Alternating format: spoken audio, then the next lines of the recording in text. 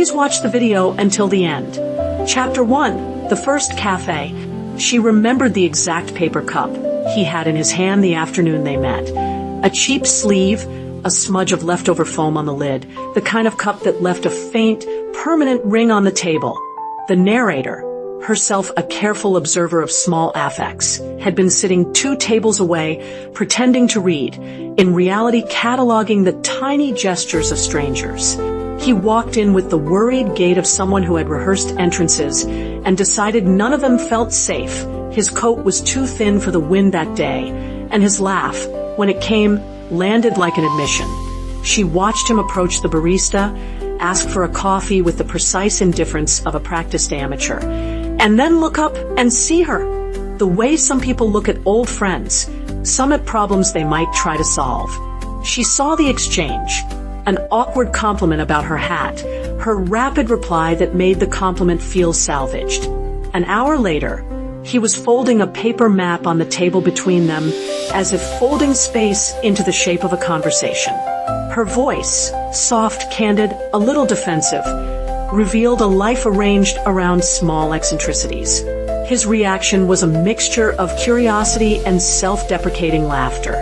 She, the narrator, noticed the momentum of 2 people calibrating each other like clocks. Each tick revealed something about the other's gear work. In that crowded cafe, under warm bulbs and the smell of cinnamon, their map refused to dry. Chapter 2. Ways of being alone together. They did things that lovers do, and others that flirted with being peculiar, watching foreign films with subtitles that neither of them understood fully, arguing at length about trivial ethics, trading records like secret letters. He loved the city by trying to catalog its disappointments. She loved it by inventing rituals for the mild afternoons. The narrator observed how their differences created a private geometry, angles that fit even if the lines never aligned. He was implicated in his own neuroses. He counted on anxious jokes to soften awkward truths. And sometimes the jokes were all that stood between him and a dissolving moment. She responded with blunt affection, an honesty that could be both thermometer and scalpel. They learned, in the small experiments of ordinary days, what patience looked like. When he worried about how his past failures shadowed possible futures, she would rearrange a playlist and put on a song that insisted there was still room for reinvention.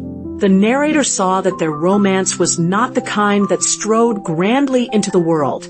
It hid in the margin notes of everyday life. It was the quiet expansion of trust, handing over keys, sharing a toothbrush, trusting the other person with a memory. Each small return made the next departure harder. Chapter 3. The move that changed everything. When an opportunity came from across the country, an offer that promised sunlight and a reprieve from the relentless winters of their current life, he saw it as a possibility for starting fresh. She hesitated. The narrator knew, as she always knew, that a move is a sieve. It reveals what remains when the predictable scaffolding of routines is stripped away. They packed in haste and careful optimism. He spoke of climate, of job prospects, of smaller bills. She thought about gardens and whether she could finally learn to grow tomatoes that would not betray her. At night, they sat on moving boxes and measured the distance between their chests.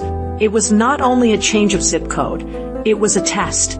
2 people in love and in practice began to wonder which parts of themselves belonged to the geography where they met, and which parts could travel.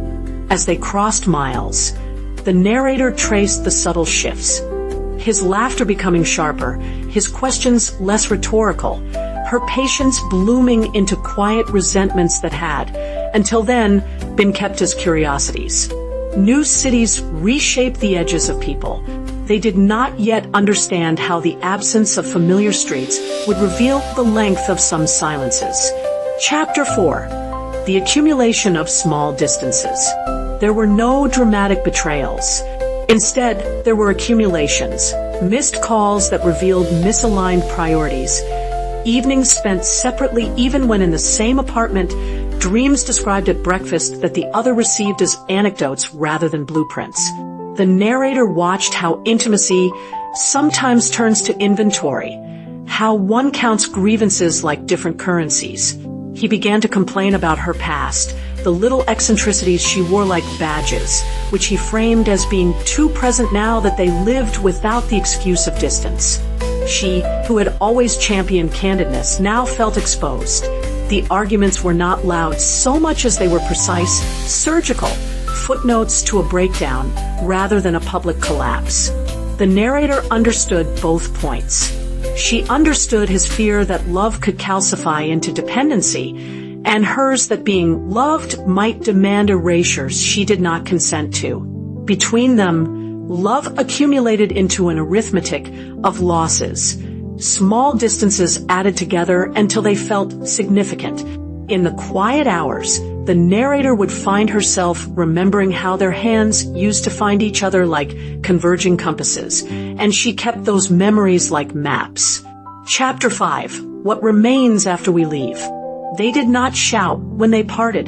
The narrator described it as procedural, an elegant unwinding that surprised those who expected melodrama. Words were chosen with the care of people dismantling a shared life, precise, measured, and aching.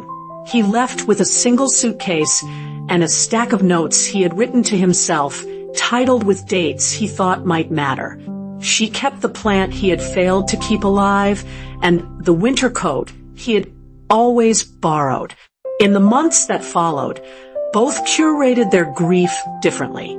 He dove into work and late-night stand-up in clubs that accepted his irony as currency. She went to the places they had visited together and learned how to be alone in them without feeling lessened. The narrator watched them orbit one another in the city, the occasional passing on the same street, the brief text that read like a test for whether old wounds still stung. It is easy, the narrator thought, to mythologize breakups as failures. But what if endings are proof that two lives once intersected with enough force to bend trajectories? She believed that love, even when it slackened, left behind a scaffolding on which future selves might build. Chapter 6. The quiet continuation. Years later, the narrator would sit in the same cafe, a little older, pages of a notebook filled with the same delicate observations. Sometimes she would see him in reflections, the familiar furrow of thought, the same half-laugh that once disarmed her skepticism.